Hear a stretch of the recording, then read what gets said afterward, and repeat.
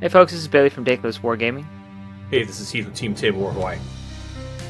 and welcome to The Path to Redemption, the Warhammer 40,000 Dark Angels podcast, where our aim is to provide Dark Angels players with the tactical and hobby skills that they need in order to compete and enjoy this wonderful hobby of ours.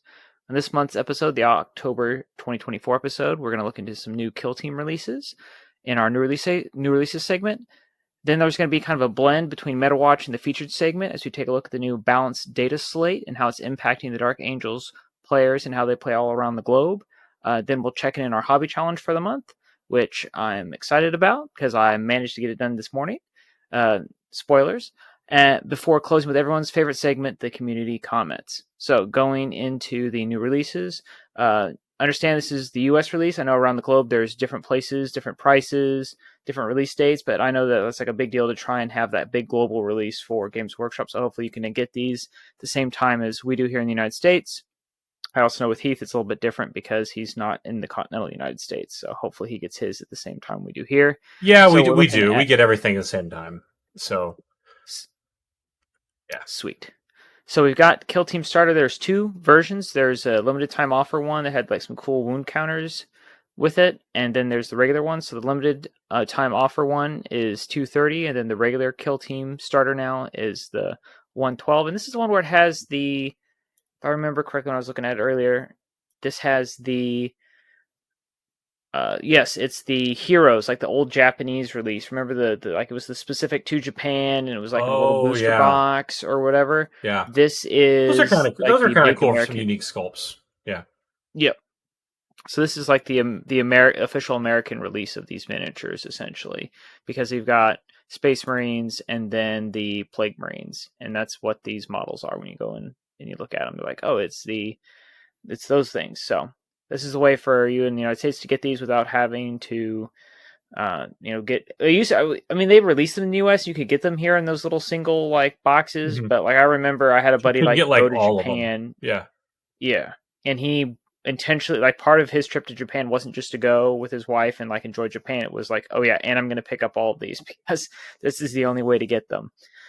So now you can get them for the mere $112. It's basically free in Games Workshop money because you get a bunch of terrain and a game board and rules and everything else. The Phobos Kill Team has been re-released at $75. You have the cards for playing that Phobos Kill Team for $33.50. You have a couple of different terrain boards. So there's Killzone Beta Decima for $125. So it's a board and terrain. And then Killzone Gallo Dark also for $125. So that's the Space Hulk one. So that was a very popular style where people were fighting inside a Space Hulk, which I know is everyone's like dream. Is like, what is it like to kind of get to build the board, right? Like everyone wants to build like the giant hangar inside a Space Hulk so they can fight all their Hmm. tanks and dreadnoughts in there and have the big build, which I will recommend if you can get to Games Workshop Gen Con booth. They have like this like 20-foot long Space Hulk board that they built that you can fight through. That's pretty cool. Oh, wow. So Okay. yeah, That's this probably one of the my favorite demo parts of the set. hobby is like just seeing the giant like diorama type stuff. Just how far you can go with some of that stuff, Yeah. and even better bonus points if it's interactive. They had some of those at Nova when I went about 5 years ago. Oh Yeah. yeah. And then the best one was 2 years ago when they were releasing those McFarlane toys for the first time, and they had Hmm. Kill Team Space Hulk at McFarlane scale, and I got to run a Nice. couple of those games, and that was fun. So there's that. There's this Kill Team equipment setup that's $45. So this has like a bunch of just like little cool, neat terrain pieces and things that I think you could use for any, like divvying up stuff and making stuff cool for 40K. So I highly recommend that. Just looking at it. There was a Kill Team Hivestorm wound bases. I didn't quite catch the price on that, but this is part of that LTO release. So I'm not quite sure how it works, other than it looks like there's like a little dial, like it's adding like a little dial chip to thing Yeah, I haven't seen most of the stuff, to the so I'm not model. sure. But it was pretty neat. If that's what it is, like if you can actually, if this is something that's going to be coming forward, yep, that's exactly what it is. So yeah, it's like a little dial, like hero clicks wound counter thing. So if Games Okay. Workshop's getting into this game, uh, yes, let's do this. Like, imagine getting this for everything, right? Like your Hive Tyrant, your Warlord. Like, imagine having to get the click for the Warlord Titan. Oh no. You just use like D100s. I don't know. Yeah, I know in Yeah. Eighth Edition the Warlord Titan had like 80 wounds at T14 or something. I don't know. Yeah. Let me also throw this one in there. I picked this up off Amazon a couple weeks ago. Oh, ho, ho, ho, yeah. Not Forgot bad. It was like about four. It was like those. $40. Um, That's but good. like cool model. Like all the little like knives come out right. Oh, the Little Deathwing thing. knife. Yes. Yeah, and you can it has different hands, so you can make it left-handed, right-handed. It's very posable. It's a cool model, and it comes with a little base to put it on, so it'll stick down a little better. Yeah, I'll put Yeah, the I I can take love I that. saw the box. I'll take a picture of it, so you can go find it on the rainforest site. But Yeah, yeah, it'll there's go in my. It just sits up on top of my thing, supervising operations in the command center. So making sure the heresy's in check. yeah. That reminds me too that I need to go back at some point because I saw it at Gen Con and we never got it onto the podcast. I know we have bad release months where like there's nothing, but at some point we have to go look at the Gale Force 9 Gothic sector terrain because it's all pre-painted, ready to go. Dark Oh, okay. Angels colored, Dawn of War buildings like the power cores and the barracks and the service pad and the headquarters, like all of it, and it's all Dark Angels green. And I saw it at Gen Con, and I was like, oh my gosh, I want this. We got to talk about this, and I just completely forgotten about it ever since. So one of these days, and it's not terribly priced. Like it's all $40-$50 for a I'm fully built, looking at it right now. pre-painted Yeah, that Blizzard looks building. pretty. That looks pretty cool. Even the gun turrets Oh, for it, like they had all sorts of stuff. So if you're a big fan of Dawn of War, I highly recommend that, and we'll go more in depth on that some other time. But yeah, I forget that everybody else, like with all the cross merch now, that with the McFarlane and then Joy Toy and that, like hmm it's getting to be a lot. And then I'm sure somebody's got the apparel, right? There's the I know there's the t-shirts and the buttons and everything else. So at yeah, some point, and with Christmas yep, coming, there'll be a lot more of it. Get the Watcher in yeah. the Dark Oh, do we plushie. do we do we talk about the Christmas boxes that they've already announced? No, I with know that we it's missed that. been But consumed in the news cycle, but we haven't talked about it yet. But we can do that right now because I need to get one for one of my buddies that's just starting to think about 40K and Dark Angels because that box for Dark Angels is But killer. it's a win. It's a winner. It's a great Yeah, box. I'm going to pull it up real quick now that you've mentioned it, but I know it starts with the I'm lion. Yeah, and it's got a bunch of That's the Terminators. key. Just it's all just stuff you need. Yeah. Yeah, there were the Terminators. So let's see, I had Terminators, both 2 squads of knights, the lion, and then 2 squads of inner circle companions, the 3-man. So one big fat squad or 2 3-mans. Yeah, dope. Those are all things you need, man. Like, Yeah. love it. So Yeah, yeah, like that was, one, and yeah, so I'm into it. It's good. yeah, I was just wondering like It's what probably not much for and there's a someone who chaplain, already and you get the plays Dark chaplain. Angels. Oh yeah, Yeah. yeah, there it is. It's probably not for someone who already plays Dark Angels because you already have all you need of that. But for someone who's going to start, like, it's a it's a great box. So, What did these retail at last year? Like 240? man, I don't know. I'm not sure. And well, because so at Uh, 240, it's still not a bad box. Because what the knights are around 60 each. The chaplain something. is 40 something, if not flat 40. The Or at lion's least like at least 70 or the 80. the Yeah, companions are probably that. The Lions like 70 or 80. Yeah, so it's definitely worth it. So yeah. All right. So check out for that. I think that's going to go up on pre-order within the next month, right? Because we're getting ready for Black Friday. So mhm. November's just around the corner here. So look out for that for any new Dark Angels players. Anyone that's Dark Angels curious, which then feeds right into all of the background lore I was explaining to one of my buddies the other day of like where the Dark Angels actually came from. It's like, there you go. Dark Angels curious? You can have this. So, Get up in it. oh, and then I guess the last thing from the new release for Kill Team is the Approved Operations card pack for 2024, $35. So you get your mission pack. Sweet. All right. So Meta Watch plus featured segment, because we're talking about, I feel like we're just going to kind of blend between the two, because as we're talking about, like, Yeah. here's how the points changed, how this affect this list. Oh, we actually know exactly how it affected at least one tournament's list. Let's go look at what these three gentlemen did based on it. And then we also there was a really nice article on Angel's Keep from friend of the podcast Gerard, so we can also kind of comment on maybe some of his thoughts of what he was looking at too. So I just feel like this is going to be sort of like there's no real point trying to make it two separate segments, because we're just going to walk back and all forth. The same thing. Force walk. Apologize. Like, I know that these points have been out for like a week and a half since we were recording this on October 27th, but I was traveling internationally last weekend, and so didn't really shake out for that to be possible. So, anyway, yeah, Bailey, I flew on and off the island of Oahu, I think 5 or 6 times in 6 consecutive weekends. I thought I've been busy. I thought I was busy. Yeah. That is extra busy. Oh God, it's been because I remember like you went to the Vikings game. I was texting you. I was like, oh man, this Vikings game is good. No, I wasn't there. No, I was. So last week I was in. The week before last, I was in Guam. Right, I flew there, and then flew back the next weekend. The weekend before that, I was in Canada with my wife for a short vacation. And the week before that, I was in Washington, D.C., so I flew to and from Washington, D.C., so I guess it's like 5 Okay. minutes. Yeah. But, okay. So, I was supposed to go to Guam again in like 2 weeks, but that got canceled. So, thank God. A respite. Anyway, from and then I had dental surgery this week. So it's been rough. It's been a rough couple of months just going around doing stuff in and out. So yeah, very busy. Well, good. I felt terrible. Seeing as like I went on vacation and that's part of the things I'm saying is rough. But yeah, very, very busy. Anyway, so okay, so featured segment points. Okay, so points first.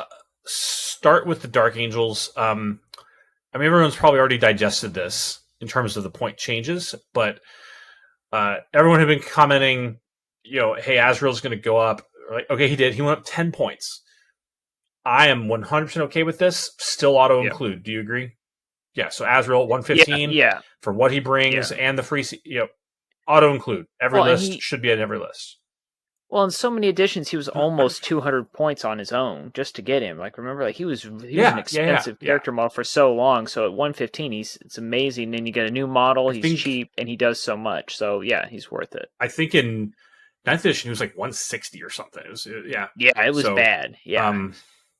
I think so. One of the things they've done, I think, in the 10th edition mechanics is like, hey, we are constraining the possible buff to a unit instead of I sit them in the middle of like this star pattern of aggressors and everything that are gonna all benefit from it.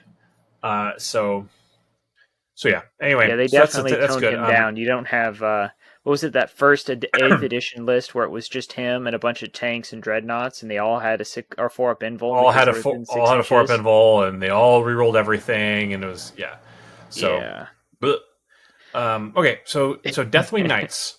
This is the other thing everyone was concerned about, and they went up 15 points, so from 235 to 250. I am personally, once again, okay with this. I still think they're quite competitive at 250.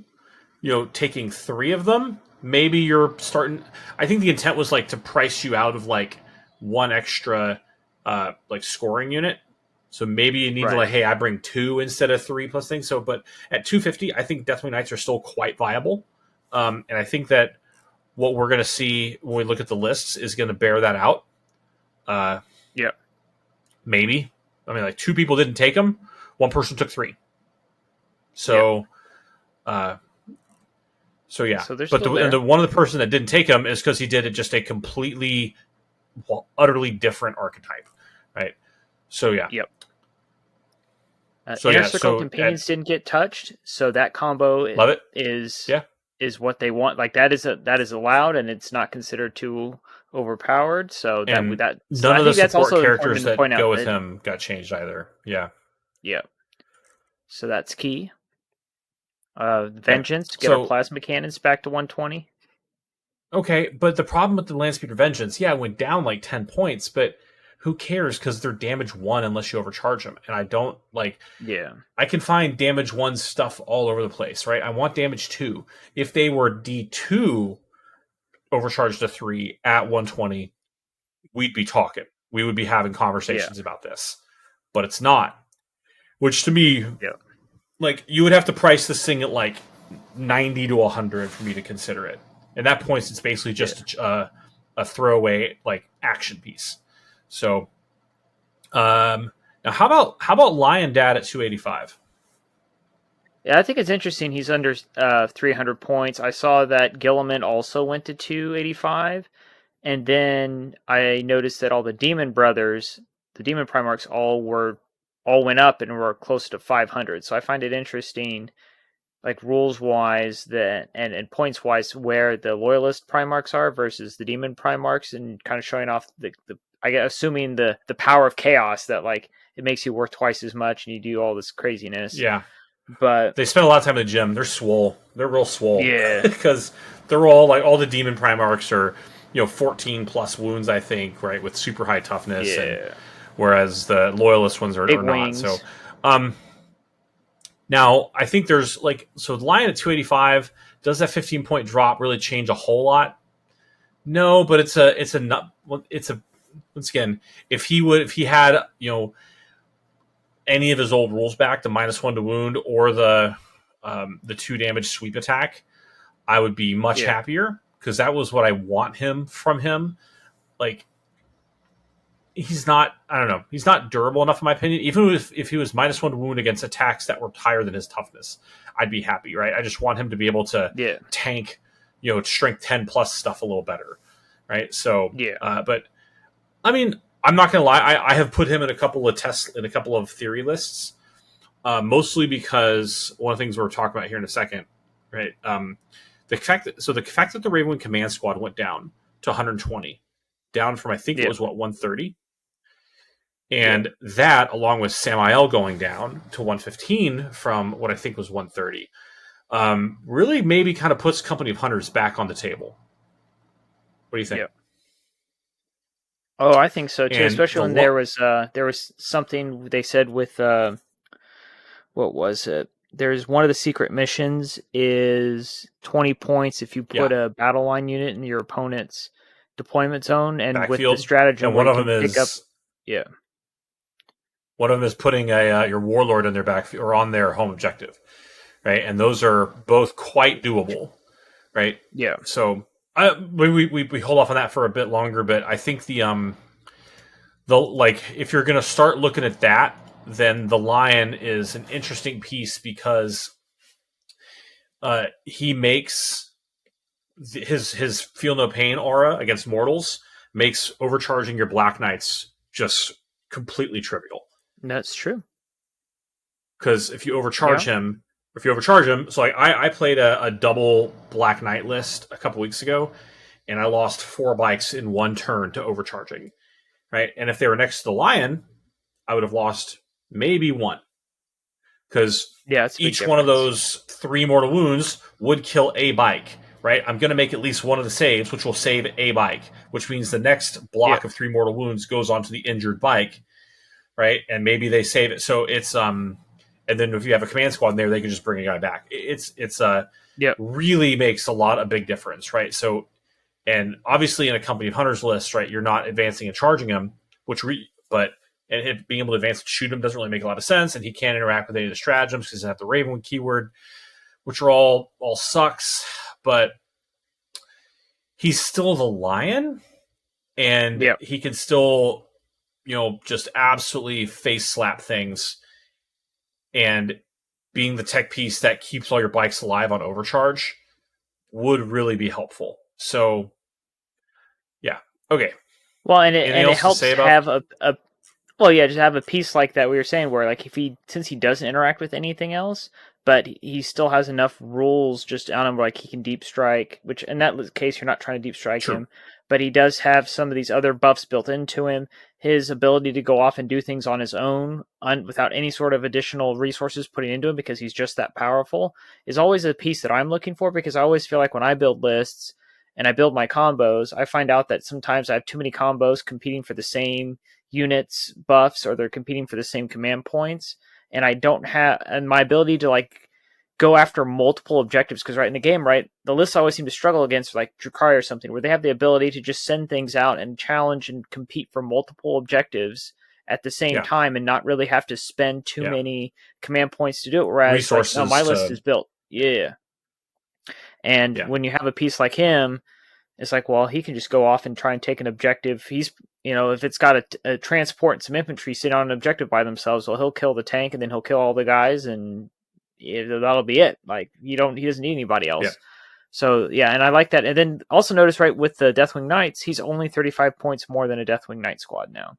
If you think about it that way, I think there's just a psychological effect of him being sub 300. There's something about the fact that it doesn't say 300 points next to his name, or 3 anything, is a big psychological factor.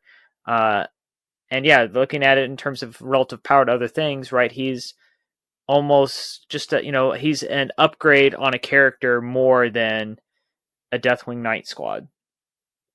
Yeah, and more than, like, he's not a 400 point demon Primarch. Yep. Right. That and the fact that, like, he can sit in a building and then run out. Right. So, Yep. I know I'm trying to make a commitment to myself. I'm gonna try and put him in some lists and see what I can make work. Because yes. So yeah. We owe it to he's ourselves now Lion. We do. So that's a good segue to stuff that changed in the base codex. So the Eradicator Harmesis combo has been nerfed. So it went from 275 points, I believe, is what you paid for 6 Eradicators, an Apothecary Biologus, and the Fire Discipline upgrade. That combo is now 310, right? Via a combination of the Eradicators going up by 10 points each for 3, the Apothecary Biologus going up by a few points, and or maybe the Eradicators went by 5 points for 10. Yeah, so they're 100 points now. I think they're 95 before. And Fire Discipline's up by 10, and the Biologus is up by a few. So all told, it's 35 more points now to fill that combo. 310 points for that, like, 7 model brick that just absolutely deletes stuff. Yep. Look. I think that's still a very. It's a compared to the few times I've run that unit, it absolutely does what it says on the tin. Now I just think you're gonna need to not put it in a transport, because throwing the 180 point repulsor in there with it is tougher. But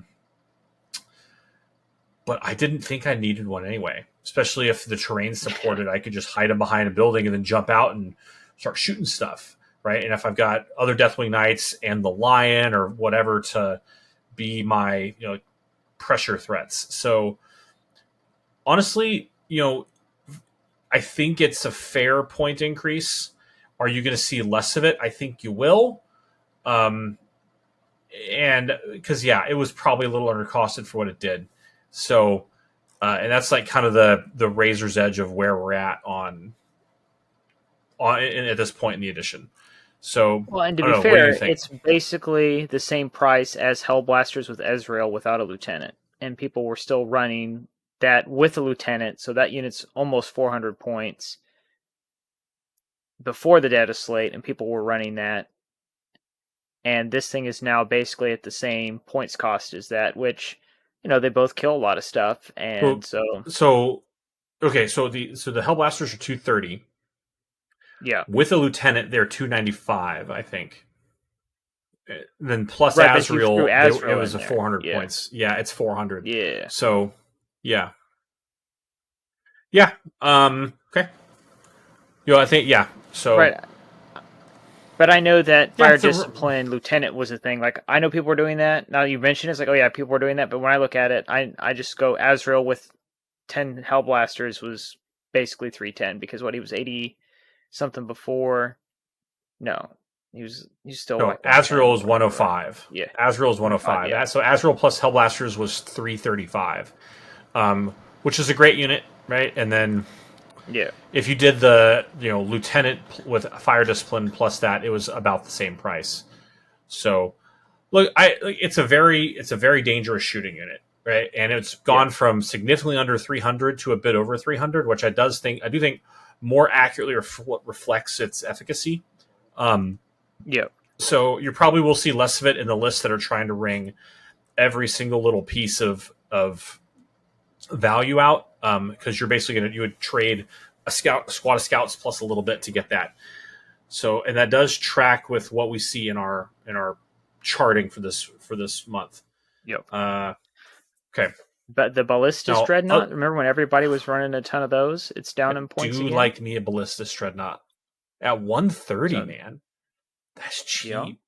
for what that thing does. It's got a Yeah. 2-up save. It rerolls all its own hits. It's stuff that's above half strength, or above half strength. That's really good. Other things. So before we get on to probably one of the more consequential ones, so Outriders went down in the fact that not that the models went down, but they can attach an ATV for 60 points instead of 80. Yep. Now, are you ever going to do this? Maybe. I could because adding that ATV just puts a bunch of extra wounds in that squad. Yeah, It you can't really revive does. it still, though, right? You can't revive it, but right. Yeah, but if you throw a chaplain in there as the leader, then it's his I get devastating wounds on my shooting. The Invader ATV it's got 2 twin bolt rifles and the rotary cannon. That's a lot of shooting to trigger mortal wounds, right? So and It's true. So yeah. The Invader that. itself went down, but to 60 points. Which, if you're a Raven, if you're playing Company of Hunters, or that's a little action monkey unit. Sometimes you don't have enough points for scouts. Yep. This one can just slide in there. Does the Invader have the Outrider keyword, or does it have the? Makes me now. I'm thinking. I didn't think about this. I don't think the individual one does, but I bet it does when it's in the Outrider squad, because then it gains all the keywords, right, of the squad. So in that case, yeah, I would assume it's battle would line. then So get the battle line then. So and then then if everything else in the squad dies but then that thing could run around and do battle line things and be really cool. Yeah, it's got the Invader keyword. It doesn't have the Outrider keyword, unless it's in the Outrider squad. So, but it's got 8 wounds. So yeah. So 60 points for 8 wounds that are T5. It is a little more money, or it's a little more points, because the Outriders are 3 for 80, so that's 12 wounds for 80 points. This is 8 wounds for 60 points. Well, go look at the Heavy Intercessor squad then, because that's a T. What are they T6 now? T6. T6 3 wounds. Okay, so it's 80. It's 95 for 10 wounds at T6 now, and then the ATV. So I mean, it's comparable. It's still cheap. Well, 90. So there are 3 wounds each, so it's 95 points for 9 wounds at T6. Right. That's right. So that Gravis chest. But they're cheaper. You're right. They are cheaper. They're down 5 points per 5. And they're a lot of booty, man. They sit on unfortunately there's just not really a whole lot that Dark Angels want to do that interact with it. But and they're fun to paint. They're a fun model. I really enjoyed that squad. So they're a cool model. I'd like to see some more of them. Same thing with Reavers. I saw Reavers went down in points. They're also very cool. They're cool. I just don't know what to do with them. I don't like. Yeah. But your suppressors did go down. I was getting ready to say, hey, remember when I was this crazy guy trying to play suppressors at Adepticon, and everyone was like, "What's this guy doing? What a fool!" And then I was like, your suppressors "Today was my day. This is the day." Your suppressors They're down to 75 points. So, yep. So, and there were some people talking about using suppressors as action monkey units because the Vanguard vets and the jump pack intercessors all went up. Yep. Yes, so, if you're just looking for for drop-in utility, 75 points for suppressors. They don't have the charge efficacy, but that gun's not bad. Their guns, as you pointed out, quite rightly so, are very good. The Phobos captain also went down. He's only 70 now, and I do, because he gives you a redeploy. So for all your your scout and Phobos units, and that could be very, very helpful against the orc and world eater and wolf, the space wolf like jail lists. So yeah. Okay, I like and then that. I think probably he's got a little sniper to him. I was gonna say he's also got that little sniper action to him. You want to play that game.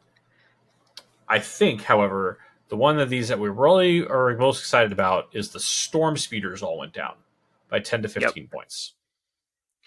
So now your Storm Speeder Thunderstrike is $150, 150. Yeah. Right. The Hail Strike is 115, and the Hammer Strike is 125.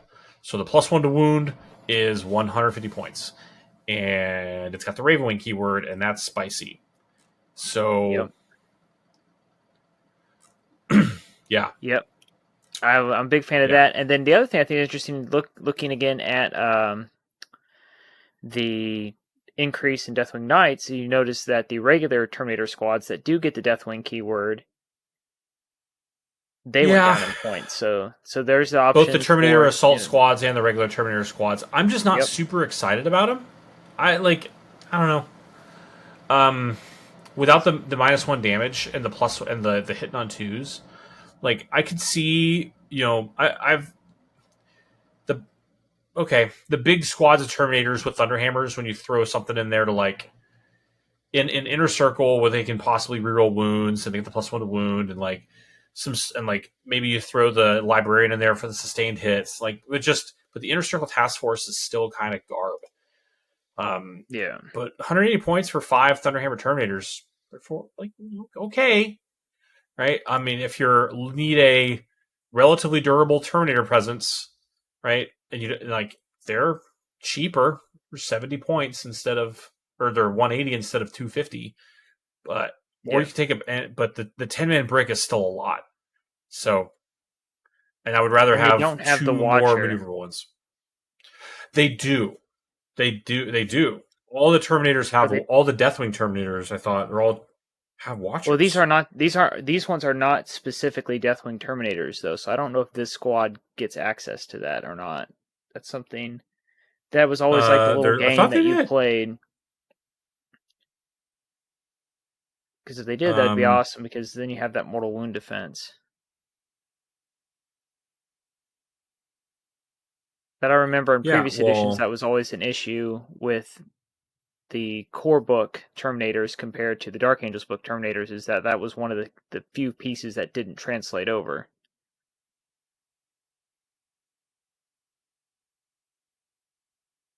Terminator Assault Squad.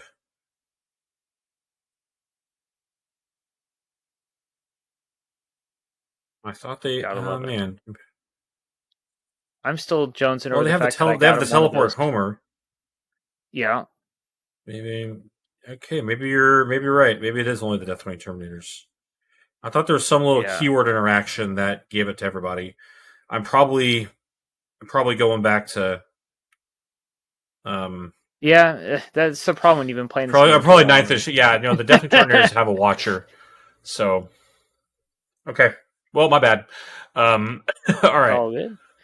So the one thing that I did notice on this that on other armies that people were talking about other places, but I'm not seeing it here with Space Marines, is this concept of split point values and discounts for buying in bulk. What do you think of that, Heath? That was a big thing in this Balance Slate. So, I don't see anything for Space Marines. Everything there is the Assault Intercessors with jump packs. Right, 5 is 90, but 10 is only 160. Right, and the reason for that, I think, is because they maybe are trying to incentivize you taking bigger squads, so the 90 points has the price of the sergeant baked in, right, with his access to a power fist and the extra plasma pistol, etc. There's no reason you shouldn't have to pay that again for the 5 extra models. right? So that's what they're doing there is they're discounting the remainder of the squad because they don't have another sergeant, right, or a section leader or whatever it would be. And they're, I mean, like the Devastators already had that, right, where the first 5 cost 120, but the 5 extra mooks that didn't carry the heavy weapons are only another 80, right? Not that anyone ever takes a 10-man Devastator squad, right? Yeah. In some of the other codexes, they've done things like that, like the opposite way, like Grey Knight Paladins. The first set are one price, but the larger squad is higher, is more than double. And what they're doing there is they're charging you for the extra benefit you get of your stratagems and your buffs having more efficacy because they're on a larger squad, right? And I'm glad that they're doing that because they're acknowledging little ways that we say, hey, like that's why I wanted a 10-man Deathly Knight squad, because that way my buffs are more effective when they're on 10 guys instead of 5, right? And so by limiting my access to 5 guys, I'm limiting the effectiveness of my stratagems and my rule interactions. But now they're pricing the points to account for that effect on things that can take big squads of hard as nails Terminators like Paladins.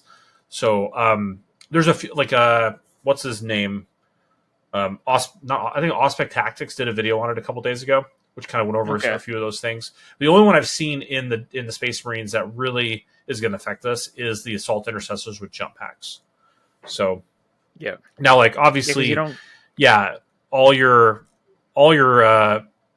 guys like your intercessors and your Assault Intercessors kind of have the same aggressors idea. But Blade Assault Guard Intercessors veterans are 75 and then 150. Well, Blade Guard Veterans don't have a sergeant, right? The sergeant doesn't have a different weapon loadout. Yeah, that's true. Right? So, yeah. Okay, so I think we talked about most of the point changes. Do you want to start talking about some effects on the detachments? Sure. Okay, so first of all, everyone had been running Gladius. That was kind of the standard. That was the norm. Overall, the Lenin list went up by probably 100 points. So I don't think Gladius is dead. I just think you need to do something different. What about you? Yeah, I mean, the whole time Games Workshop has been telling us that Gladius Task Force is the most common, the most frequently supposed to be used formation, so it's going to stay. It's got all the utility, like we were talking earlier with the Lion. Like, why is the Lion so good in Gladius Task Force? Well, because you can actually give him Lance, because you can put him in the different doctrines. He gets the generic buffs because he has all the right keywords, whereas in everything else he really doesn't. So you're still going to want to run him. Now, are you going to look at looking at the Lion now, or not the Lion, but Azrael, who now costs more, but now is it the same price increase or the same as much as dealing with having that extra guy with fire discipline? Are you going to go more melee route? If you're about 100 points and you had the Assault Intercessors and they're now 90, it's like, well, basically you drop the Assault Intercessors and you're basically there where you need to be to basically have what you had before, or drop a couple scouts. If you have 3 scout squads, you drop 2 of them. You still have a scout squad to do stuff, but you're right where you were before. And it just kind of falls back into that other conversation we're having about how Azrael and Hellblasters basically cost the same as the Harm Assist and 6 Eradicators. So you're just sort of in the same power bank now as kind of where they should have been, which is why people were running the Eradicators in the first place, is because someone did the math and went, wait a minute, for 10, 15 these points things are crazy. less, I can kill just as much. So why am I not doing this?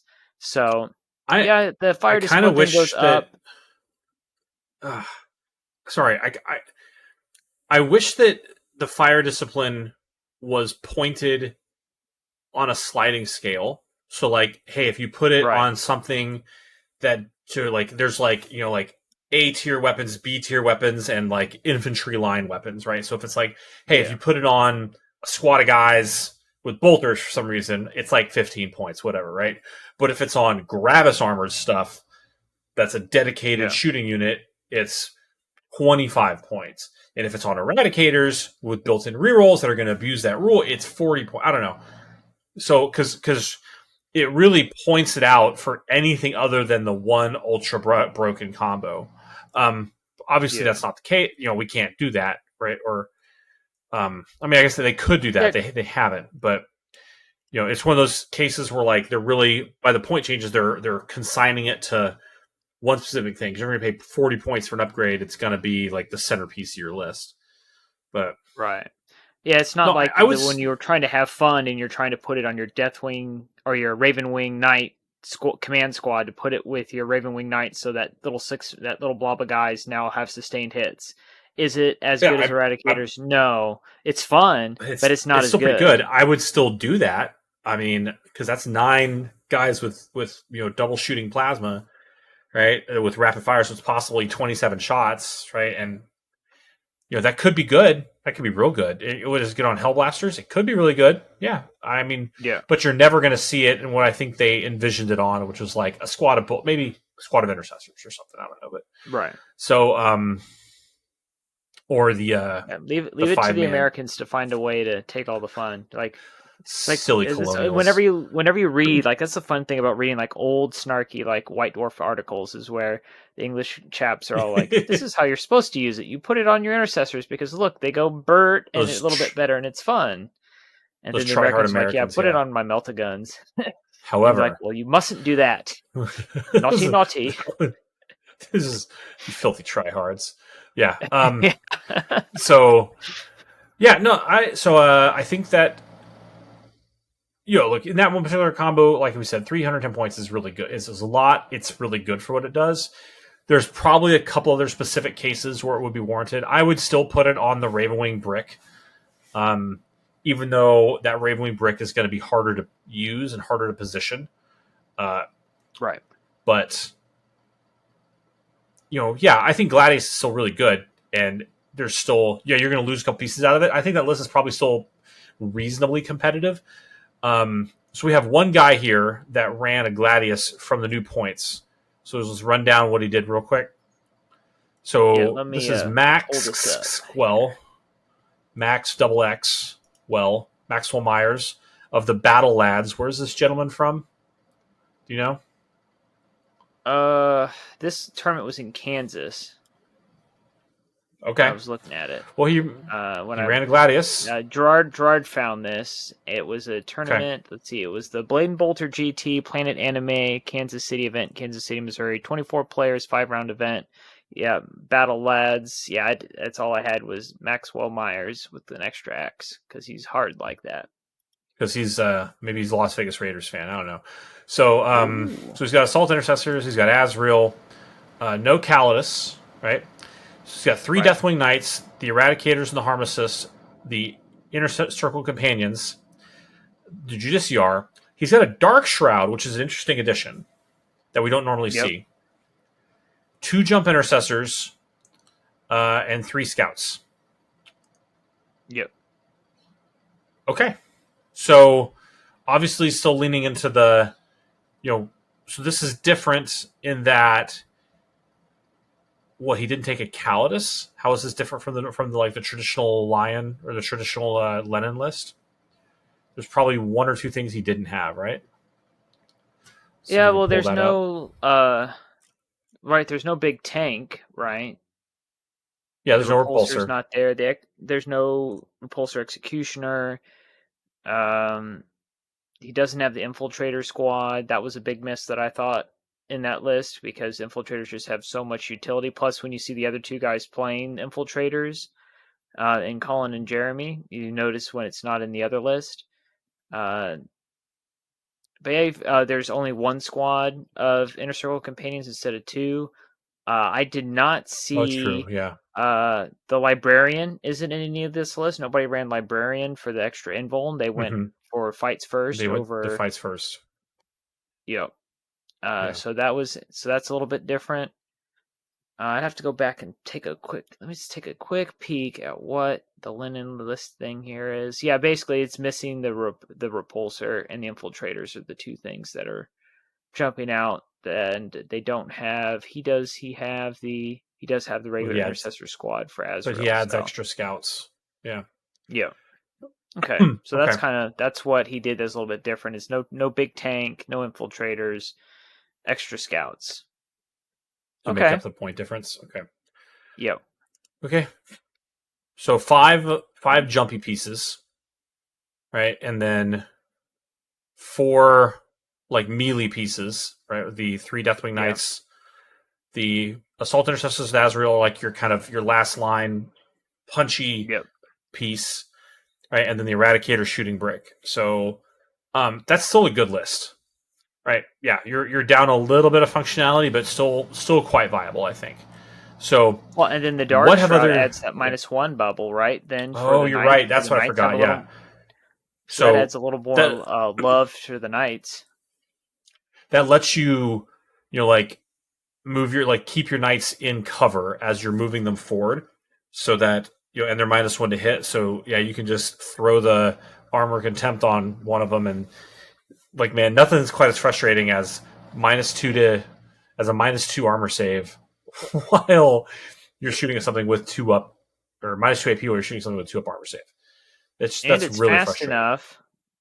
Is that it's fast enough too, is since it's a jet speeder, that if you reserve Or and advancing. strategic reserve in the eradicators, the Dark Shroud can move from wherever it is covering the 3 squads of Deathwing Knights potentially to to advance Oh, and bump over to where to the give them a little eradicators bit are. of Now that's they have interesting thought. cover and a -1 to hit, which you couldn't really do with Thanks anything else because nothing else is that fast. Or you could just walk thanks for them up the pointing that out. board. Yeah. And so that's another Yeah. option too. I Because I really think that the eradicators are probably gonna start on the board because reserving them really locks you into like what turn you do you do right, your thing, and they can be screened out, right? Whereas if you're moving them up the right. board, you could go into your Devastator Doctrine, advance and shoot, right? And then if you need them to get an earlier opportunity that you don't want to blow your whole Devastator Doctrine on, you can flip them in the Devastator Doctrine with adaptive strategy. Yeah. You do not have that option when you reserve them, right? Or bring them in out of a transport. So thanks for pointing out the Dark Shroud. I completely forgot about that. That's where the other points went. Yeah. And I think that gives a little bit extra. If you can keep the Dark Shroud behind, like out of line of sight, so it's aura is going through the walls. That's probably going to be a big help. So Well, and plus, then okay, when the same thing too, like with the knights, right? People are shooting at the knights because, and that the knight's role you is have to, to soak you have up to. shots, right?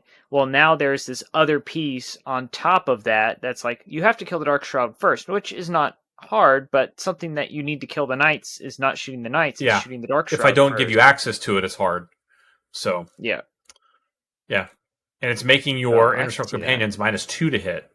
And there's a lot of stuff that can find a baked in +1 to hit. So Yeah, yeah, I like it. okay. And Sneaky. the Dark Shroud is like a late game. It can be an action monkey. It can just move around and do stuff. So Yep. all right. Yep. So Uh, other detachments. Oh, well, so then Colin also Oh, had my bad. Yeah. Gladius Task Force, so he got 4. So Max got ninth. Uh, Colin K of Big D Energy also took the Gladius Task Force, and so he's got the 2. He has 2 Assault Intercessor squads, no jump packs, just 2 of the regular guys. He also has Azrael. He's brought a captain, so the captain I'm assuming is going in one of those other Assault Intercessor squads, and he has the free bit, right? So he's probably Are trying to these pump 5-man or land. 10-man intercessor squads? I'd have to go back and double Because check what. he's missing all of the core of the main of what we're normally seeing, right? Which Yeah, is the Deathwing let me go Knights back. and the Eradicators. So I don't know where the rest of his points are being Yeah, spent. they're 5-man squads. Well, I'll tell you where some of those points are. He's got 3 whirlwinds, so that's where Oh, some of those geez. points Okay. are, which is awesome. I'm a big fan of that. He's bringing back the Lion Dad, so he's got Lionel Johnson. He's got a Phobos Librarian. He has the Infiltrator squad, so he has that backfield unit that you can't really target. You can't deep strike in on top of and shoot them because right, that's like one of my favorite little built-in combos. I know it's expensive, but it's just so obnoxious. And there are some Yeah. armies, such as Grey Knights, that they need to Just be it able to deep just strike in counters on them. top of it. And Yep, demons. Yeah, it just yep. counters them hard. So okay, and he's So I got 2 love inner I circle love that. companions. with 2 Mm-hmm. Judies and 2 lieutenants Mm-hmm. with close combat weapons, or sorry, with combi weapons. Okay, so this is more distributed, and he's got indirect fire. So this is like I'm going to find your stuff that's out. Yeah, kill your action monkeys. Maybe stay away Yep. from your big stuff, unless I throw the lion at it, or who's just going to cut it to tear it to ribbons. Yep.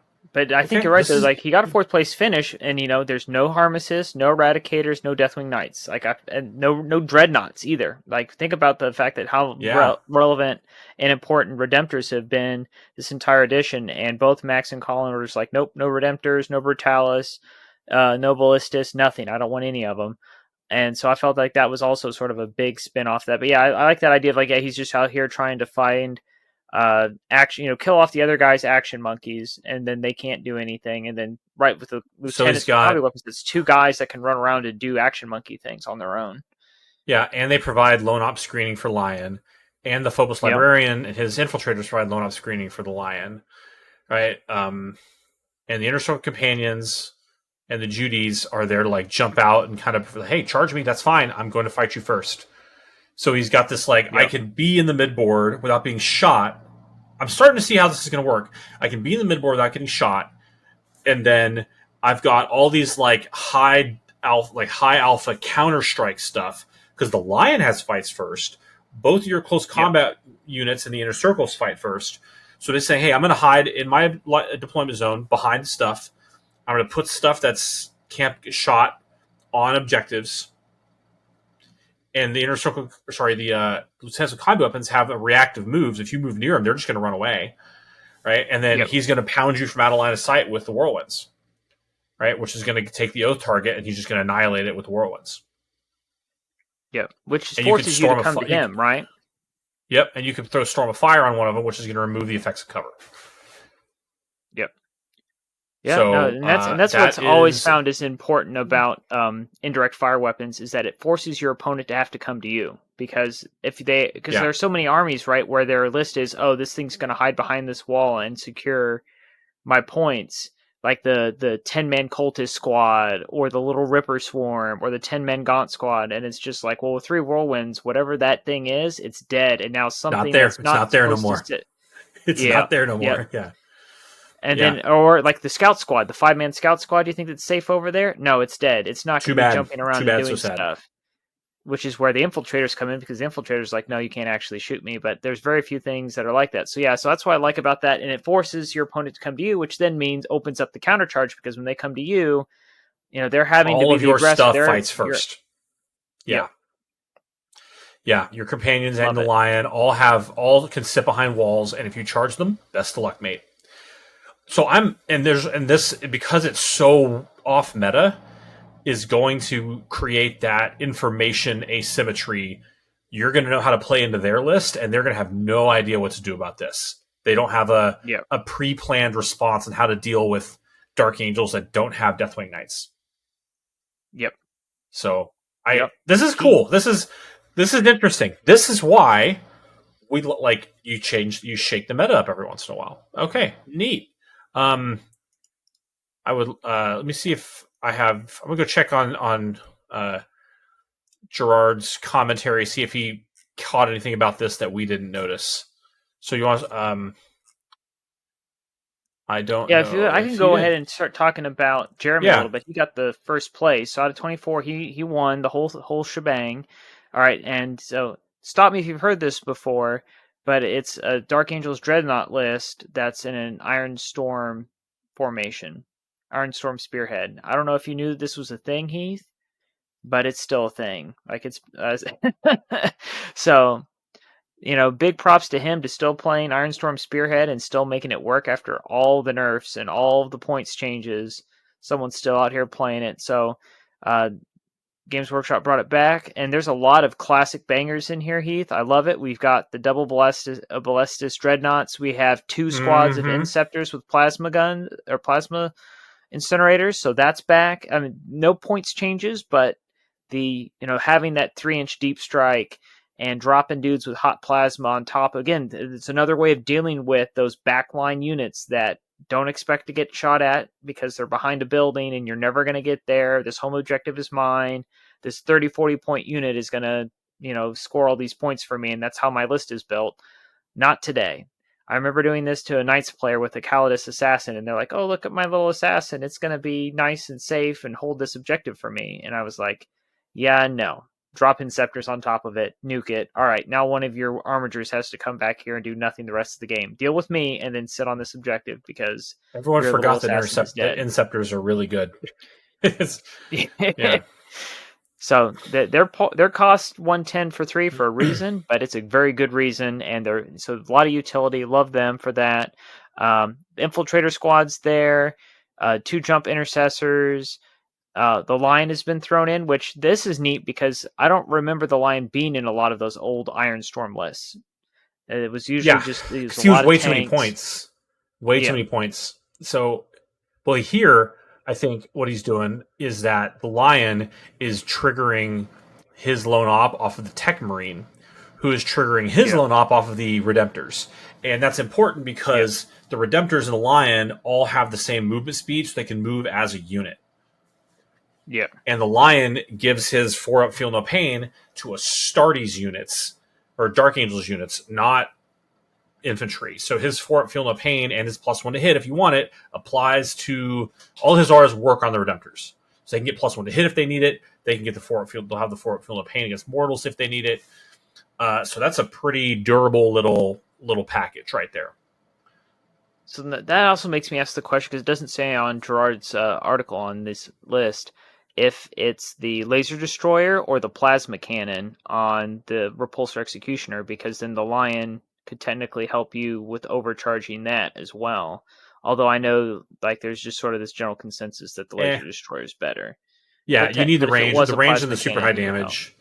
The plasma cannon's too swingy. And you have a Tech Marine, so you don't really probably need defense against that. So yeah. Because, look, you shoot the thing once. You can take at most 3 mortal wounds each time you shoot the gun. It's not like you could possibly take, I rolled 6 hits, I rolled 6 ones, or I shot 6, I rolled, 6 shots, I got 6 ones. So, okay. Yeah, I found what Gerard said about that last Gladius list. And he had the same thing. He says, I legit don't know what I'm looking at here, but probably neither did anyone else who faced it, which may be why it worked. And the one thing I think he pointed out that we didn't was that having the captain with the other unit of assault intercessors lets you just reserve a unit with a battle line unit to possibly go play secret mission stuff. Now, but you wouldn't be able to bring him in. You'd have to bring him on turn 3. But with a captain that has rights of battle, you could rapid ingress for free. Okay. Oh, so you could kind of drop them in and hey, this is going to be a thing that I may want to be able to do. So, yeah. Okay, yeah, that's interesting. So anyway, assault armies really hate that. Yeah, they do. So really hate it. So yeah, So back to the Iron Storm list. I'm excited about that. That's an interesting take. Yeah. I would probably still want to get a couple of Deathwing Knights or something like that in here. But I mean, I could play this. I don't have 2 Ballistas. I only have 1, but I could definitely try and run something along these lines. But I think it's neat. I really like it. And don't forget to get your when you do get one, get those Dark Angels upgrade bits, vehicle bits out. Oh yeah, bro. Get them on there. Upgrade your. Open up that ballista. Oh, it's because you got those special ones, right? From Pop Goes the Monkey. For the Redemptors, yeah. But my Dark Angel or my Ballistas, I did. Here's what my Ballistas. Oh, okay. Oh yeah, because you put the exact same bit on the same arm. Yeah, he got that drip. And you put the side rope thing on your one gun that goes on the side with you have the papers that goes on the side of the what was that land speeder unit, the Talon Master thing. The Talon Master, yeah. I remember you telling me about that. Yeah. So yeah, I'm a fan of this model. I think the Dark Angels have the best drip, man. They got the best stuff. Yeah. But no, I've got the 2 Redemptors. I might run a list similar to that. next time I get to play, which will not be this week, unfortunately. It'll be next week, but because 2 Redemptors plus the Lion just sounds like a lot of fun. So Yeah. Well, and the key thing to me here on this list, no Azrael. So he decided to go no extra command my points, God, not going to mess with the wow, endpoint increase. So that was intense. No inner circle companions, no judiciaries, no combi weapon lieutenants. There was only 1 scout squad. There were 2 squads of jump intercessors, no regular assault intercessors. Only the 1 tech marine. So there was still some surprises on some things, but in their place, he has these he has plasma inceptors. So he's got 4 squads with jump packs running around. He's got 4 dreadnought chassis, Redemptor class dreadnought chassis. He has a big tank with a big gun with the BFG. So does yeah, he really need all these other things? I really don't see it. He's got speed, he's got punching power, and he's got the Lion for more punching board power. presence, yeah, board presence. So And yeah, it's a neat list, yeah. and the name of the list is even better. So I wish this was a Maid Cafe tactical game instead. Yeah. Yeah, I saw I that. don't yeah. It's And then you man. Collins was at this point who knows what's good. So I love Collins' Yeah, spirit of just taking that, oh, yeah. they changed the points, bring my world. And the funny thing is I do that all the time too. Whenever the points change, I 100%. always put a whirlwind in my list. And so I love Yeah. that he just went all in. He's like the chips, middle of the table, whirlwinds. Let's see what happens. Yeah. That's All so right. good. Yeah, so I Cool. think I like the fact that as much as things change, they stay the same. We still are playing Ironstorm after all this time. It's still there, still viable. People are still taking Azrael. People are still going to take the Lion. Infiltrators are still there. Jump intercessors are there, but you don't necessarily need them. You can take scouts, but you don't necessarily need them because these lists there are those gaps. Um, and then you don't need the Eradicators of the Knights or the Inner Circle Companions, apparently, to win a tournament. They can just leave all that at home, Change which is look, yeah. wild. Go back to your go back to the strategium, right? Start pulling out your pulling out your thinking caps. Let's figure out the new way to do it. Right? So Ironstorm, man, that's cool. So remember, Ironstorm, everything you get a hit or a wound reroll, which could be really Yep. valuable for the Lion, right? And Ironstorm does have some stuff that is good for that. So Ironstorm's, let me go back and look at it. Stratagems. This is for Mercy's weakness is for against Well, vehicles, shooting attacks against vehicles aren't unbowed conviction. Yep. You ignore modifiers against things that are if you're below starting strength. yeah, which It's is cool. good. That doesn't require a vehicle, right? This is vehicles that you can auto blow up vehicles. Ancient Fury, Walker models get +1 to hit. Mm-hmm. Move, yeah, +1, yeah, move toughness, yeah. Okay, so there's like Yeah, it gets a I was huge like, see buff. Huge buff. what of these things can the Lion benefit from? Right. And it's basically that Mercy's weakness. Uh, in your shooting Yeah, or with that fight phase. rerolls. Hold on. Mercy's weakness. In your shooting or fight phase, a Astartes unit that has not been selected to shoot or fight until the end of the phase. If you make an attack against something that's below starting strength, you have sustained hits 1, and if it's a vehicle, you crit on 5s. So Yeah. you could use that on the Lion, and he would crit. With the He would big one. sustain and lethal on 5s, but it's only against something that's below starting strength. That's gross. Well, he's got a little pistol. He just has to kill one guy, right?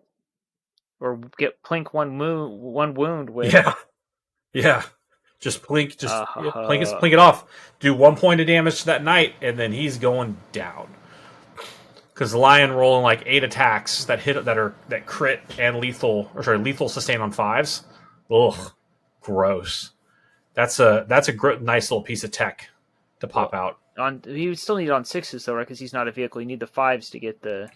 No, I'm Does he saying have to be on vehicle like a knight, like a Oh, on Quaestorus the knight. target. Oh, Yeah, okay. yeah, Oh yeah, you yeah. need The that for target knights has to be a full time. vehicle. Oh, So okay. yeah, Oh, that's even better. I think. Yeah. Hold on. Let me Oh, just double check that. Let me double check that. can tell how long it's been since we've played Oh no, if Ironstorm. the But attacking model is a vehicle. No, my bad. If the attacking model okay, is a vehicle. Disregard. I didn't play Ironstorm. I'm sorry everybody. Please put your keyboards down. All right. Please put your keyboards down. you Okay, just my started bad. a global controversy by talking about it that way. Global controversy. Okay. All right. So one other thing I do want to talk about. So our boy Gerard went and played in a GT this weekend. He's at the GT right now. He's probably over with because he's over on the East Coast. Uh, so he played a company of hunters, right? And because he was trying to see if he could make this kind of once again the bikes do their thing. And so he said his list was Samael, right, and then 3 Ravenwing command squads. And they all looks like Okay. two of them had enhancements. He didn't list me exactly what they were. And then he had 3 Outrider squads. Maybe I'll just Okay. forward this to you if I can. So, and then he had an Infiltrator squad, 2 6-man Ravenwing Black Knight squads, a Dark Shroud, 2 Redemptors, a Thunder Strike, and a Calidus. Okay. So, he doesn't sound like he had a great first day. Oh no. He went 1 and 2, and then so this morning he texted me. He's like, "Hey, he got a triple Tesseract Vault Silent King Ugh. list, and got hit pretty bad. But so, Ugh. I mean, we'll read more about it in his blog. But I think, like I said, I want the Black Knights to work so well. I really Yeah. do. And he's leaning on I think he's trying to abuse the fact that the Outriders are battle line and Company of Hunters, and so he'll attach his command squad that is a warlord. That's the warlord to a Outrider unit. The other 2 command squads to the 2 Black Knight units, so they're 2 9-man Black Knight units, and then Yeah. Samael goes in one of the Outrider units so that he can advance and punch stuff, right? And then the 2 Redemptors being able to advance and shoot's a big deal, as well as fall back and shoot. Yep. And the Thunderstrike is only +1 to hit. There's a lot to like there, right? Because +1 to wound, the Thunderstrike giving +1 to wound against a brick of 9 Black Knights. It's pretty spicy. It really is. But But I can see where he's running into that issue of not having that repulsor executioner class heavy, like the plus strength 10 gun, and then yeah, running into Silent King and the triple test, right? Or multiple big knight lists instead of just one big knight and a bunch of little ones. It's the issue I have. Like I yeah. like lists like what Gerard's got, but then when you run into these very specific, like, oh, here's my 6 Lehman Russ list, it's like, Those oh are all no, skewy thing. It's all skewy and yeah, now the the Black Knights are obviously anti-vehicle, anti-monster, right? But they're only damage 1, right? Which is a thing. Like I think yeah, if you were going to really make Black Knights a really competitive unit, their melee weapons would need to be damage 2, or their plasma guns would need to be anti-vehicle, anti-monster. Um, yeah, like maybe within a certain range or something, right? But that's just wish listing. So, but yeah, now like using Outriders as like, hey, one of them is a battle line unit, so you're basically guaranteeing you're going to pull a secret mission off, is cool. And but like the big bricks of Black Knights, they're just really hard to maneuver. It would take a lot of practice with it, yeah, which you can get, but getting them all into the point where they're going to be able to rapid fire their guns is going to be hard. So, yes, but especially with you're going to hear, the channels, yeah, or whatever. and usually like whenever you move a Thunderstrike, the moment that you expose a Thunderstrike is going to get blapped, especially in a list like this where where it's very important. Now the Company of Hunters, remember, it does have a stratagem which will give you +1 to wound against a character unit, whether it's shooting or fighting or melee. So it does have some redundancy, but without, once again, doesn't have Azrael in here. So you're on a bit of a CP economy. So well, and then the thing I would remind people that I've run into with Thunder Strikes later on is that when you're playing, there are a lot of games where I've played where, you have to really think about where you deploy your Thunder Strike, and then that first turn you really have to maneuver it just to have a chance of maybe tagging something. And so I started deep striking mine, and like not forgetting now the points have dropped, like not forgetting that Thunder Strikes and all the other Storm Speeders can deep strike, and then it's like wherever they leave you a gap, you can just go create the lane you need for the Thunder Strike, and then you're also protecting it from getting smoked turn one by whatever might want to come get it. I think you got a good point there. Putting it in deep strike also forces you to resist the urge to make dumb decisions. Because if you're like, well, I could move it here and I could try an alpha strike and get all this, but like, it's just not worth it, right? Because the moment you do that, like on turn 1 or turn 2, they have enough of their stuff still intact that you're gonna lose it, right? And the Thunder Strike is so important in lists like this that it's So, because like if you roll out there and your Redemptors both roll low on shots, and it's so I think deep striking it is a good idea because it's going to keep it safe and you can put it where it needs to be, and like and that's one less big base in your deployment zone with those fat squads of bikes needing, because you're only going to have so many out of line of sight space, and it needs out of line of sight space, but so do your bike squad. So if you put it in deep strike and it doesn't cost any command points to do that, then that's more room to hide your bikes. Because it's what, the 60 base? It's big. Yeah, it's got a 60 or 70 little base, and so I think you're right. That's probably the right answer. So, any other detachments you want to talk about? Inner Circle Task Force is still like it can be good, but at the top, at the higher levels of the game, it just doesn't really appear to be viable. No points changes. And with Deathwing Knights going up a little bit, right, and the Lions still not having that keyword. Now, the other Deathwing, the other Terminators getting cheaper does help that. But, So. Yeah, but I don't know, just people weren't doing it before. I think you're right, and Gerard's right, thinking about the Company of Heroes having a little more play with the cheaper speeders, and moving and some of the cheaper command squads, the cheaper Samael, So I think that's more of a thing, and it's more fun. It's fun. Anytime I've played Raven Wing, I've had so much fun. So highly recommend. Yeah. Where was I going with that? I don't know where I was going with that. No.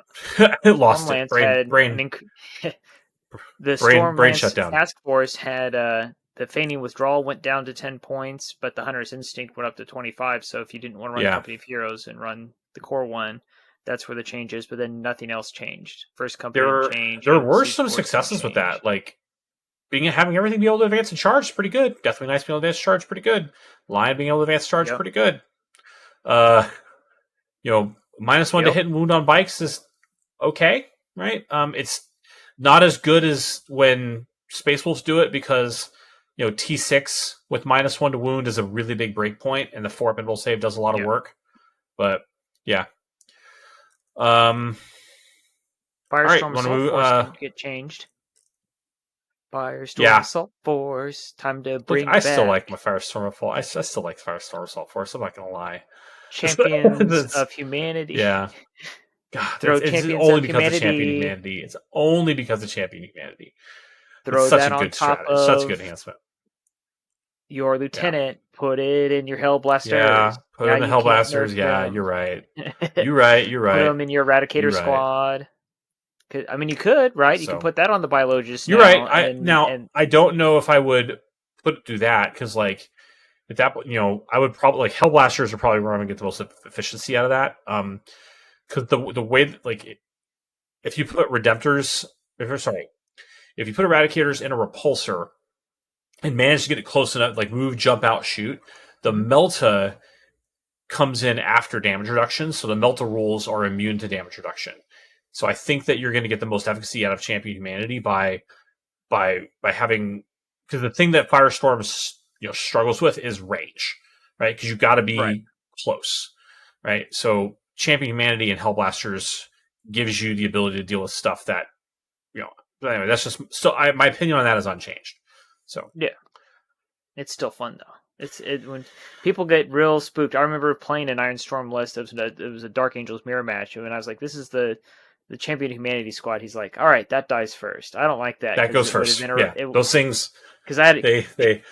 I'm still so mad at myself playing playing against a Shadow War Dark Angels list at Dallas GT.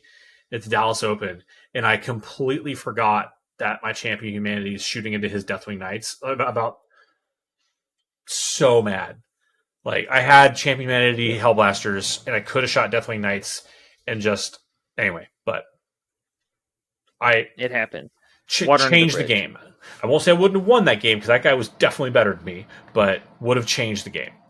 Would have made it a lot more competitive. So, all right. So let's move on. Let's move on.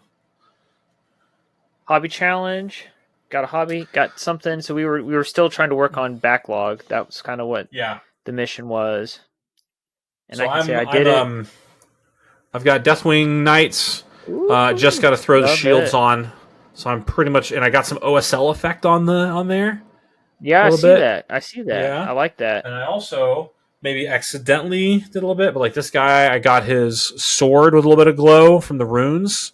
Pull focus on that if I can. Ooh, yeah. And then accidentally got a little behind that. Now this stuff, I've been talking about this for a bit, but trying to work out. Like I watched some of El Miniaturista's Instagrams.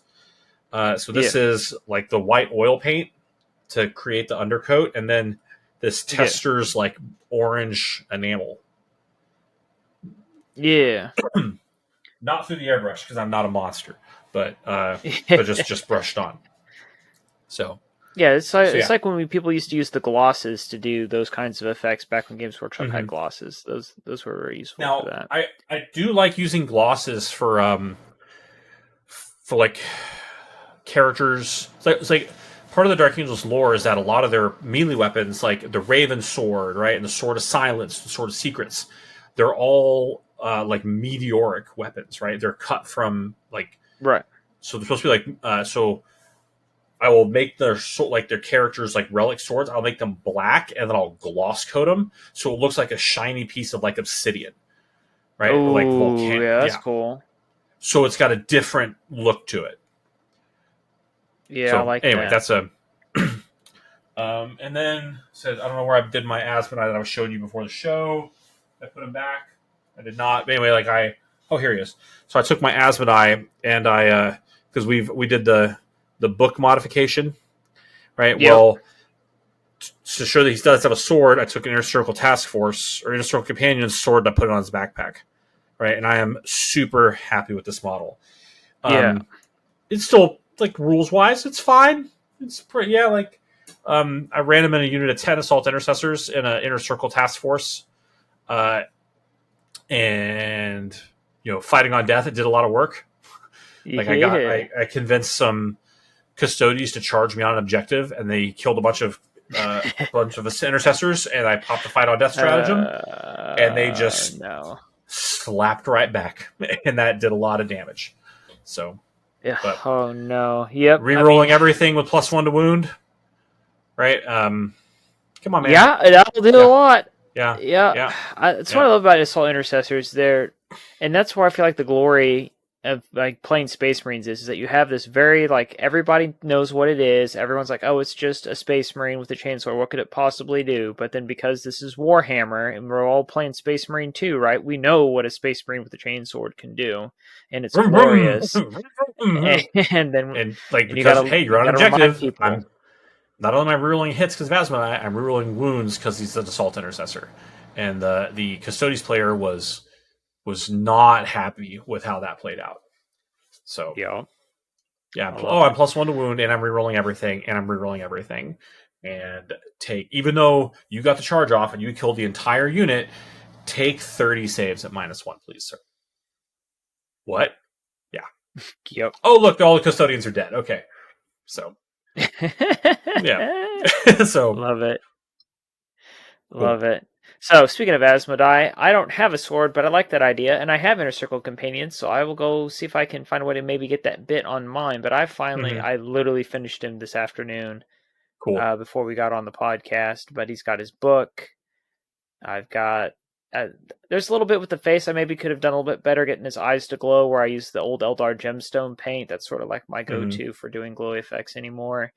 But having painted so many miniatures recently for my historicals where I'm just doing a base coat and then washing and calling it done, it was really nice to take a model and be like, no, I'm going to put layers. Like there's several layers of dry brushing. I think I accidentally put several layers of wash on the cloak because I forgot that I washed it the first time, just because it's been such a long-term cleanup project. But just putting the time and attention and the love and the detail, because there's so many little details about this model that I'm just really starting to appreciate. Like on my tanks, I've started doing all the rivets to like make the break up the blockiness of how Space Marine tanks are. To, like make little blocks where they're big blocks. Well, there's a lot of rivets on this guy, and because he's black, if you just went in and like I've thought about it, I think I'm gonna let it lie. But if I went in and like put a bright reflective silver on every rivet on this guy, like it would pull a lot more attention to him because it would really contrast well with the spikes. Then when you know his little weapons on the back, there's chain between his feet. There's chains on his belt.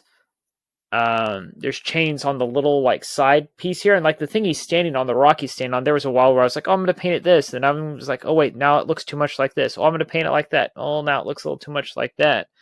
I know like the traditional model has red, but I like to use red on the books and as for my leather. So I was like, well, I don't want him to have red robe anything because then it'll clash and be too much red um, with the books and the leathers and things like that. One of the things I almost noticed that there's extra bit of gold on the back of the holster that's like a tiny, because like most Space Marine ones, it's only the bottom, but his it actually goes up the backside a little bit. Oh, So I that see was a that. little. I don't think I painted that on mine. Whoops. So Okay. that's a tiny detail to be aware of. But yeah, there's just so much, and then the skulls and the top of the helmet. Of course, smoke. Right, we had to do the smoke. Painting the smoke is so much fun. Um, there's all sorts of purity seals hidden on him. Like there was one underneath the holster that I didn't find until way late. I was like, oh boy, I got to get that. Every So time yeah, you I say this, I'm just. going and checking on mine now. Okay, I painted the tail, but I don't know if I didn't paint the seal. Okay. So Yeah. all right.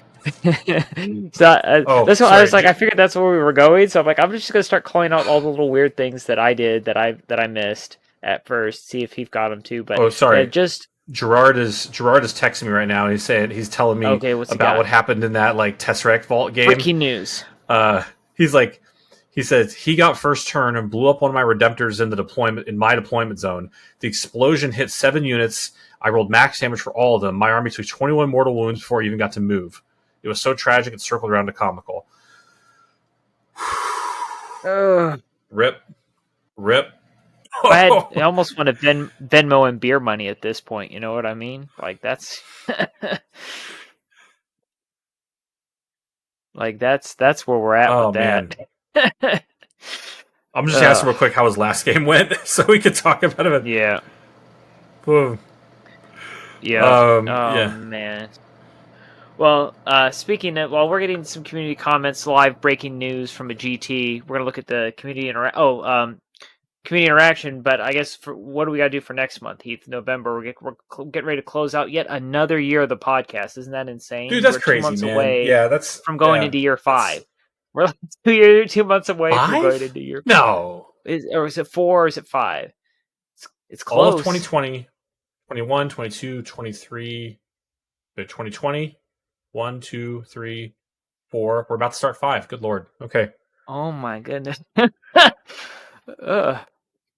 Yeah, so I mean, I'm still clearing out backlog. My biggest issue has been having all these commissions for Games Workshop I've been working on. That's what's killing me. So I could probably starting new continue to things. just keep doing that. Yeah.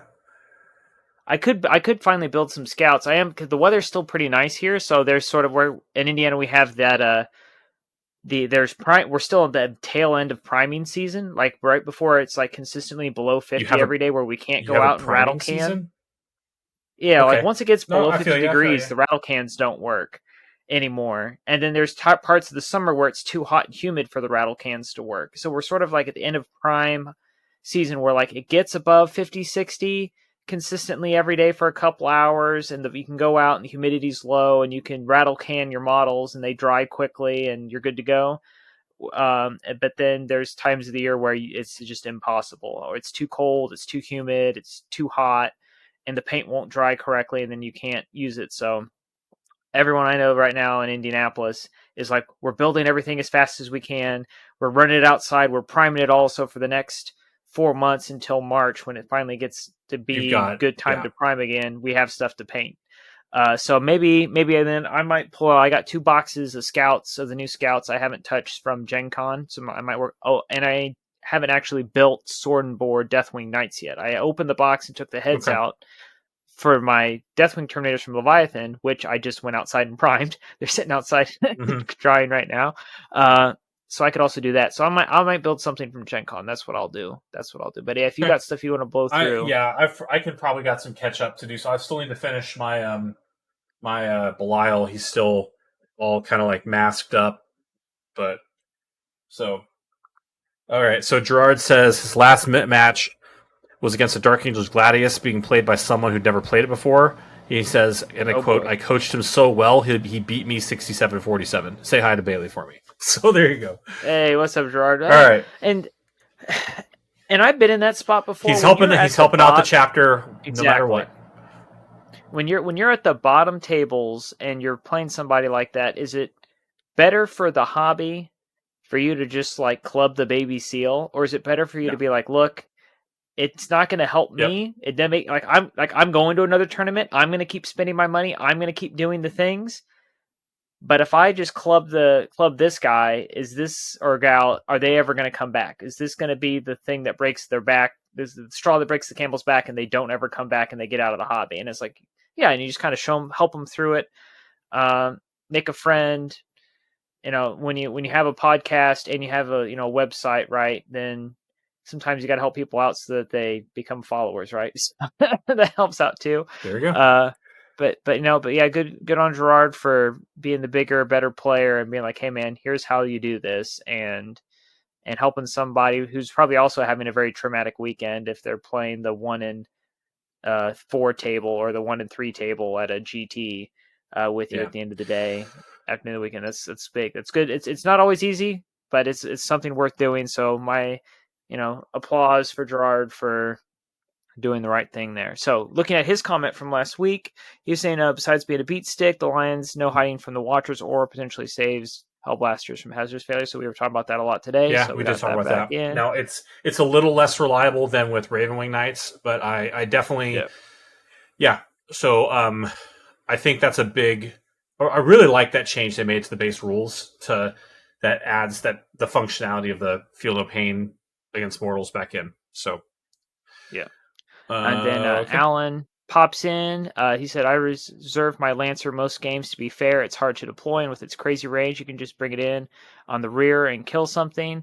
Some interesting lists at the London GT. The best was 5-1 with a Storm Lance. An Inner Circle Task Force went 3-2, as did I. But I did play Vic Vijay. So that guy, I recognize that name. I know that's like, I just don't remember. Yeah, Vic Vijay is like a top 2 or 3 player in the world. He's one of those always hanging out in the top, top 5 to 10. So no shame in losing against him. So yeah, and then you have and then Alan says, love the list comparison spreadsheet, worked really well. We appreciate that. We brought it back, so I hope you like it again. I think that's a nice innovation. For year 4 that's come in. We're going to keep that rolling. It makes it easier to get all the lists in one place and really digest them. It helps with the data analysis. Now with the detachments being different, we're going to try and find a way to maybe, we'll keep doing what we do. But so. Well, we'll just make more spreadsheets. It's we'll figure it More out. Uh, spreadsheets. I have to hire a spreadsheet bro. Yep. So it won't be possible next time as some other detachments started getting... All right, so yeah, he's saying the same thing. All right, great video, though. I did skip the Space Marine 2-bit in the middle. Not really my bag, right? Not everybody is being the bits, and maybe not every segment's for you, so we get it. But that's why we have so many different segments, and we kind of break it up and give people a chance to go in and find what they can do. If I can figure out... I know there's a way to do it, because I've seen people do it, but there's a way to like put chapters in your videos through YouTube. So I should probably watch a YouTube video for how to do that. So people can, so that people can bounce between, like they can jump straight to Meta Watch and then jump straight to, the community comments if they don't care about the hobby challenge or whatever. You know what I mean? Like they're just like, I don't care. So they're going to go. So that's fair. So I'm going to see if I can. That's something we need to probably do to make the podcast a little bit better. So I'm try and up some of the production value a little bit. So we can take that on. I've got You've got GTA coming up, just some RTTs. I've always take more draft lists to those. Okay, so Alan's going to test some stuff. That's fun. I'm going to try some Dark Angel or some Chaos Space Marine Alpha Legion. I mean, it could be a Dark Angels list. It's Alpha Legion. It's who knows what those guys are doing? Who knows? Since I've seen, no one else has seen running that ever. By your next video, we'll also have the MFM Mutatorm Field Manual. Manual. Yeah, so we just points, had, so we'll be interested to see if the points change. Yep. Have you seen some guy in Germany, I think, that's doing the Alpha Legion Dark Angels project where he's like been splicing. I have not. He's like taken. So for like he'll take a Redemptor and then he'll take a Hellbrute and he'll like cut them in half and fuse them together, and then he'll paint them appropriately, and then he has this really beautiful like power, like it's like the force field that lets it hide the fact that it's an Alpha Legion, like it's just this blue strip of like where the cloaking tech is slowly like covering the other one over. I've seen that effect be done, like when the Eliminators first came out, there were a lot of people doing that where they had like a big bright blue line that showed the active camouflage moving, and people do that on Tau a lot too, and it's a really dope effect.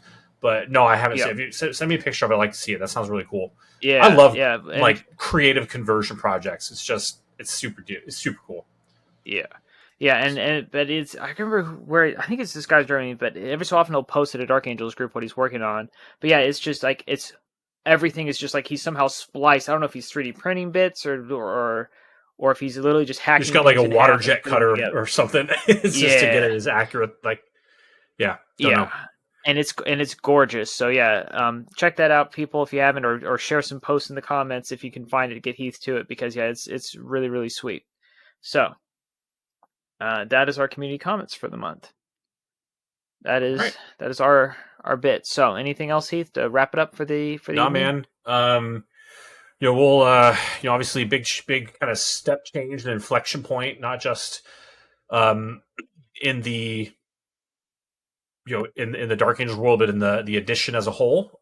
So we kind of do our edition look backs, right? This is we say, this there's the this portion and then this, and here's how things changed. So 10th edition is definitely stabilizing. There's probably a couple things I would like to see, like I don't think that Desolators are off their apology tour yet. No. They don't need to be 200 points anymore. So I was kind of hoping that they would come down a little bit, seeing as they can only ever hit on 4s, and their data sheet rule literally does not work anymore. But whatevs. So, but overall, look, I mean, they I think the changes that were made were quite reasonable. Like Azrael going up 10 points, absolutely fair. Yeah, absolutely fair. Deathwing Knights only at 15, still play them. Well, and this is the first time in a long time I remember that they made a points adjustment to a popular mainstay unit that didn't just like make people immediately throw their hands up and pivot to something completely different. So, so I think we're in a good spot. People aren't going out in their backyard and burning their Beastmen army. Which usually seems to be the problem with these data slates. That something happens. We don't need that. Oh my god. So anyway, that's it. I mean, next month it'll be about American Thanksgiving time, I'm sure we'll figure that out. Oh, I do have one thing I do want to shout out though. So in case you guys are interested, there is something that Team Table Hawaii is putting on called War on the Shore. It's a 40K charity GT out here in Hawaii. January 9th to January 12th. So it's a weekend, like it's the second weekend in 2025. It's at the YMCA Camp Erdman, which is on the north shore of Oahu. So if you're like, bro, why are you talking about a GT in Hawaii? I can't afford that. Well, this is at a YMCA camp, literally right on the beach, right? So it is. It's a beautiful spot, and we'll have like, it's a big YMCA like kind of summer camp thing. We'll have tables. It's possible we're looking to shoot to get it to a major, and then there are cabins. And I think the pricing is, let me look at the tickets on BCP. So this pricing obviously does not include airfare, but we're looking at, I think, maybe $300, and that's going to include food and lodging for the whole weekend, as well as the games. So that's if nuts. you got airline miles or something, and you can get to the island of Oahu, that price is less than one night at a hotel in Waikiki. So, So you said 9th through 12th? 9th through 12th. Right, and this is at YMCA Hawaii, Camp Erdman. Go ahead. Hawaii's on the list of the 3 states my dad still needs to go to knock out all 50 states. Well, this is your first. This is your first big tournament since like pre-COVID, right? Like big GT, right? We've had GTs that are like 30, 32, but we haven't had anything get up to the major. Yeah. So okay. So I'm gonna drop this in our show notes. So Bailey, you can drop it in. Maybe drop a link or something, or throw some of the graphic in. But so yeah, just something to consider. If once again, please don't quote me on the price. That's what I think we were talking about in the group chat was around there. But yeah, it's in Mokuleia, which is just west of Haleiwa, which is that famous North Shore surf town. It's an hour drive from the airport, and there are local gamers that will help get everybody to and from if that's the thing that comes up. So anyway, if you have any questions, please feel free to reach out to anybody, to me or anybody on Team Table War. Table War is sponsoring the event. Right, it's a charity for autism advocacy. So there you go. If you want to try and take if Indiana is too cold for you, if Indiana is too cold for you in January, come out to Hawaii. Right. Once again, this is literally, I'm not even kidding, right on the beach. So It is a summer camp on the beach in Hawaii with a GT built in. So I think the schedule I don't care if I go 8. Let's do it. 3 days, 2 days, like 2 games a day. All inclusive 4-day, 3-night retreat with lodging and 9 meals included for $300. 2 leisurely 3.5-hour matches per day. Bring your own beverages.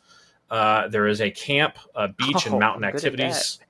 All profits go to Table War charities for autism advocacy to help families get resources for the children.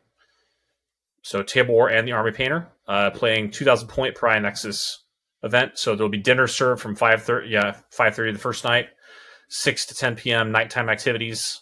Friday and Saturday, there will be 2 3.5-hour rounds with once again there are like camp activities, rope course, beaches, hikes, all kind of planned into the itinerary. So once again, it is a 4-day, 3-night, event with other gamers in Hawaii for $300. Food is included, as well as lodging. It's a camp, right? So it's not like you're not rocking it's a summer camp. So, but let's get like there's no flat screen TVs in the hotel room kind of thing, right? But you're in Hawaii, so do you really care? Go to the beach, man. A projector, right? Do the beach. Yeah. I have. So there you go. Okay. Keep in mind, the timing is intended so to help people that are like coming from Australia maybe stop over on the way to the mainland for LVO. It was one of the things we were talking about. Adam, holler at you, Adam. Paging Adam. Once again, hit us up, and once again, if you're looking, if Hawaii is an expensive place to stay to vacation because that is how we pay our taxes. y'all. I'm not kidding, right? Is we charge the Yeah. tourists a significant portion of the tax burden, but this will help. So this will be a good time. It'll be a good time, and it's for a good cause. So, Oh yeah, there you 100%. go. 100%. All I right, so hereby conclude my pitch. I think I'm gonna have to buy in. Have to get some Table War Hawaii boxes to get my army out there. There you So, go. thank you all for listening to this month's episode of the Path to Redemption, the Warhammer 40,000 Dark Angels podcast. Our next episode will come out in November, probably come out earlier rather than later because of the holidays, as Heath mentioned earlier. So please subscribe, like, and comment below if you're watching us on YouTube or listening to us on your preferred podcasting service. And last but not least, we'd like to thank Purple Planet for the use of their music. And until next time, I'm Bailey from Dankless Wargaming. This is Heath, the Team Table Hawaii. Stay loyal, Angels.